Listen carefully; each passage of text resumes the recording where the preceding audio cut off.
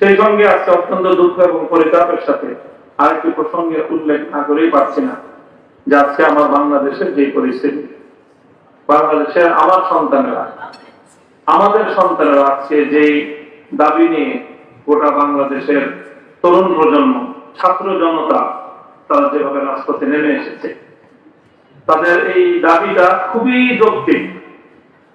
যে সংস্কারের আহ্বান এবং যে দাবি তারা তুলেছে, আমরা মনে করি সংস্কারের দাবি খুবই যৌক্তিক।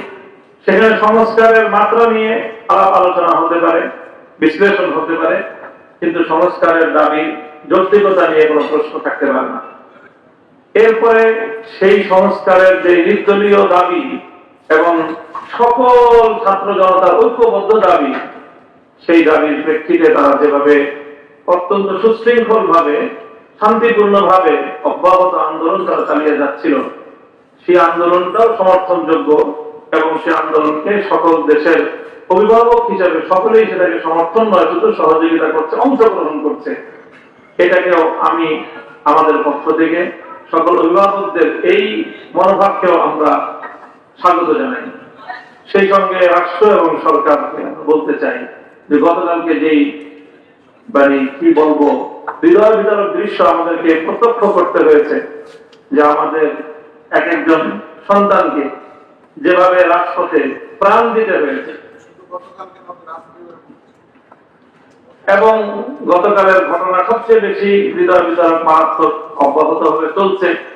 এইভাবে একটি শান্তিপূর্ণ স্বাভাবিক পরিবেশে, সাধারণ একটি দেশে, একটি সাধারণ পরিবেশে এমন রক্তক্ষরণ আর এমন ঠান্ডা মাথায় গুলি করে হত্যার এই দৃশ্য, এটা কোনোভাবে মেনে নেওয়ার মতো না। কেন এই ঘটনাগুলো ঘটছে? আমরা অতি দ্রুত ছাত্র জনতার এই স্থানের দাবির সাথে রাষ্ট্র সকল পক্ষের সকল দায়িত্বশীল মহলকে আমরা আহ্বান করব যে এই সংস্কার দাবিকে, যৌক্তিক পর্যায়ের দাবিগুলোকে যত দ্রুত সম্ভব মেনে নিয়ে এই ছাত্র জনতাকে শান্ত করার জন্য এবং এই আন্দোলনকে সমীহ করার জন্য, কেন বিনা উস্কানিতে এইভাবে তাদের রক্তপাত ঘটলো, সেটার যেন সুষ্ঠু তদন্তের মাধ্যমে রক্তে আমাদের স্বাধীন মাটি রঞ্জিত হোক, এই কোন দৃশ্য আমরা দেখতে চাই না। এই আহ্বানও আমি আজকের এই আমাদের সকল উপস্থিতির পক্ষ থেকে আপনাদের প্রতিনিধি হিসেবে আমি উপস্থাপন করলাম, এই আহ্বান রাখলাম।